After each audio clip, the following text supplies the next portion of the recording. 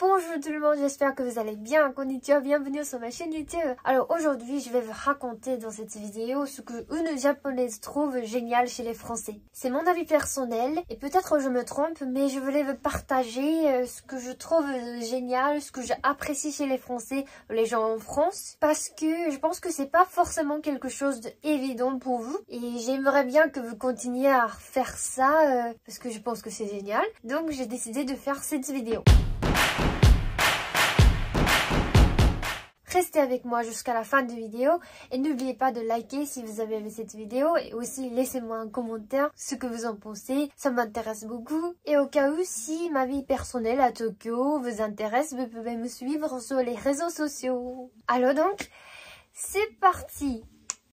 Les Français disent « Envoie-moi un texto quand tu seras rentré ». Au début, quand les Français m'ont dit ça, j'étais un peu étonnée parce que pour moi, ce genre de phrase, c'est les parents qui disent à leurs enfants.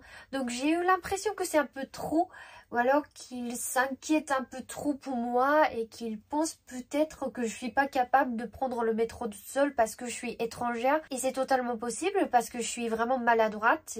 Ouais, c'est pas faux. Mais il n'y a pas longtemps, j'ai entendu que Juliette, qui est ma copine française, qui est dans cette vidéo d'ailleurs, elle a dit ça, la même chose à une amie qui s'appelle Clotilde, qui est aussi française. La même chose, envoie-moi un texte quand tu seras rentrée. Et moi j'étais choquée. Ah, tu dis ça? Même elle est française. Même elle connaît très bien Paris. Donc ça veut dire que c'est pas parce que je suis étrangère que Juliette m'a dit ça. Ou alors mes amis français me disent ça. Et c'est vrai qu'il y en a beaucoup qui me disent ça. Donc je pense que c'est une habitude de dire ça. Maintenant que j'ai compris que c'était pas parce que je suis étrangère qu'elle a dit ça, je pense que c'est vraiment une bonne idée, enfin c'est une bonne habitude parce que je me sens vraiment protégée et j'ai l'impression que je suis quelqu'un d'important pour elle.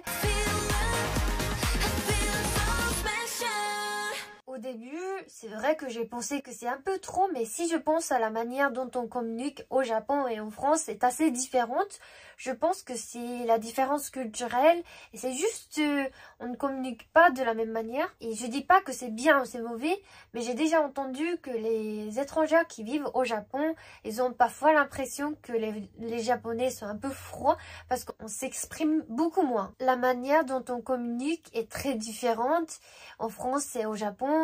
Et aussi, ce qu'on dit aussi très différent. Donc voilà, j'ai trouvé que c'est vraiment bien que les Français s'expriment beaucoup.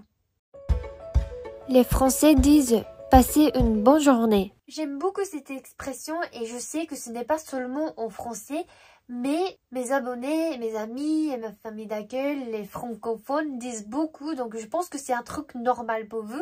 Et je trouve que c'est vraiment génial. Et c'est parce que je pense que je ne suis pas francophone, enfin je suis pas natif, que je trouve que c'est génial. Donc je vous explique pourquoi. Alors si vous ne parlez pas le japonais, vous ne comprenez pas peut-être, donc je vous explique. En fait, vous dites bonjour, bonne nuit, bonsoir. Donc vous dites bon et soir, bonjour, bonne nuit. Donc, vous souhaitez habituellement bonjour, bonne nuit, comme ça.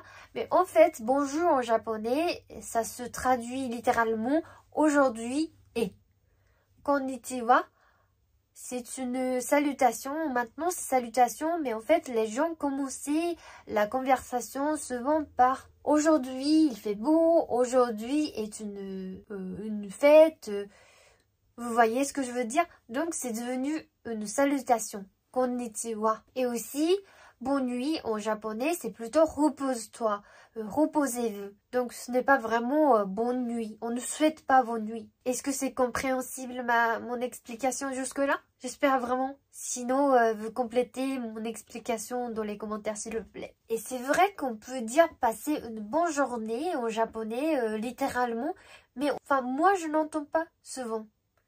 J'entends souvent à Tokyo Disneyland parce que c'est un pays de rêve et aussi pendant la session de yoga ou alors dans les Shinkansen quand on voyage, passer une bonne journée parce que c'est une occasion spéciale.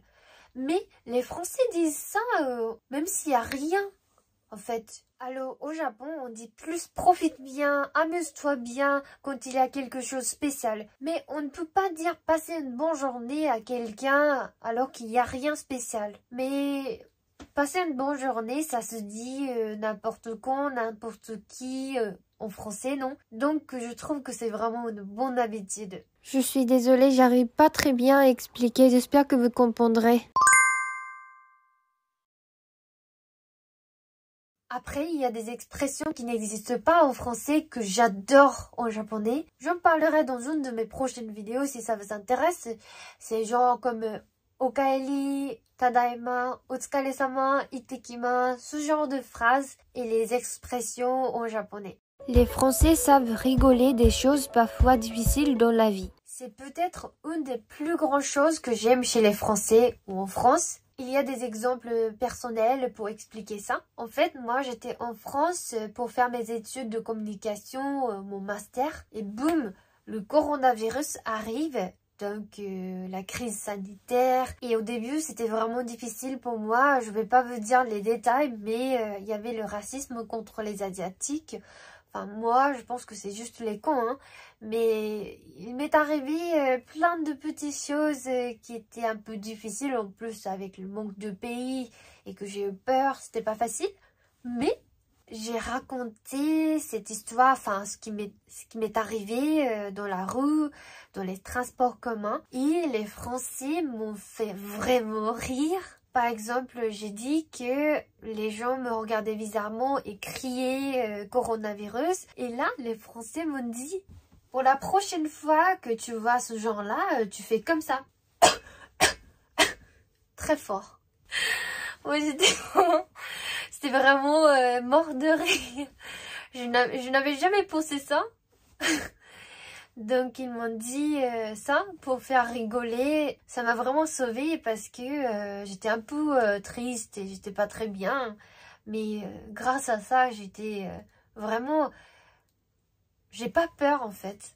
Parce qu'on peut toujours rigoler. Parfois, on ne peut pas changer les choses tout de suite. Bien sûr qu'il faut lutter contre ce genre de choses et agir pour résoudre le problème. Mais parfois, on doit attendre beaucoup parce qu'il y a des choses qui s'améliorent avec le temps. Et en attendant, il ne faut pas qu'on reste triste. Et donc, je trouve que rigoler, c'est la meilleure manière pour surmonter la situation et pour remonter le moral face à la difficulté qu'on ne peut pas changer tout de suite. C'est ce qu'on peut faire en fait face à la difficulté. Essayer de rigoler et profiter le moment parce que la vie continue.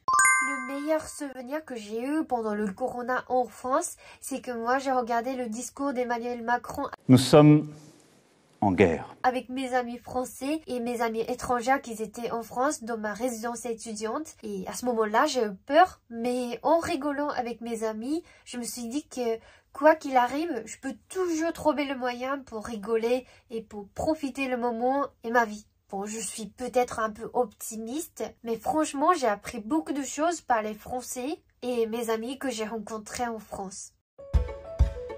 La dispute n'est pas très grave en France. J'ai vu plusieurs fois que mes amis français se disputent. Ou alors je sais pas s'ils le discutent parce que c'est avec une voix assez forte donc je vois pas trop bien. Enfin je ne distingue pas est-ce que c'est la dispute ou la discussion. Mais en tout cas, le lendemain ils sont super proches et ils sont comme s'il y avait rien qui s'est passé entre eux. Et ça m'a vraiment choquée. Et bien sûr que cela dépend des gens, bien sûr. Comme tout, mais alors qu'au Japon, je pense que c'est pas comme ça que ça marche. On n'oublie pas, on ne pardonne pas, quand on est en colère, ça va durer longtemps.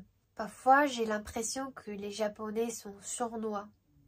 Je pense que pour les Français, à la base, vous pensez que tout le monde est différent, donc avoir des avis différents, c'est normal pour vous. Mais au Japon, c'est pas vraiment comme ça, donc au Japon, si t'es différent, t'es un peu bizarre. Si t'es différent, t'as un problème. Être différent au Japon, c'est un peu dur. Montrer que t'es pas d'accord. Alors que on est tous différents. Donc pour moi, une japonaise qui a vécu presque toute ma vie au Japon, pour moi c'est très difficile de montrer mon avis personnel qui est différent des autres. Et que quand j'ai pas le même avis que les autres, j'ai l'impression que j'ai tort. Et la dispute, ça me fait très peur. Mais mes expériences d'avoir vécu en France m'a bien changé.